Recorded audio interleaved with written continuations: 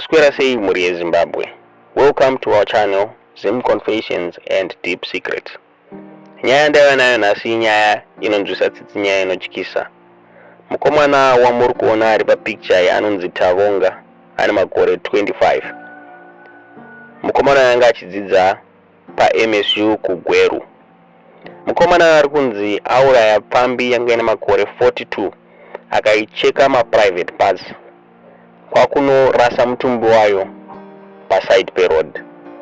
Guys, nyaya iri kutyisa, hazvisi kuzikanwa kunzi private parts anga achida kumashandisei mukomana uyu. Polisi yakonfirma ikati maurayirwo aitwa Pfambi iri kuratidza kuti yakatemwa musoro nepiki. Zvinova zvatyisa vanhu vagari vemuGweru vakati one day. Guys, nyaya iri kutyisa, hazvisi kuzikanwa kuti mwana mudiki akadai angadai apindwa nechii. Mukomana ari kunzi mushure mekunge Awuraya Pfambi aenda kanozvisarenda kupolisi.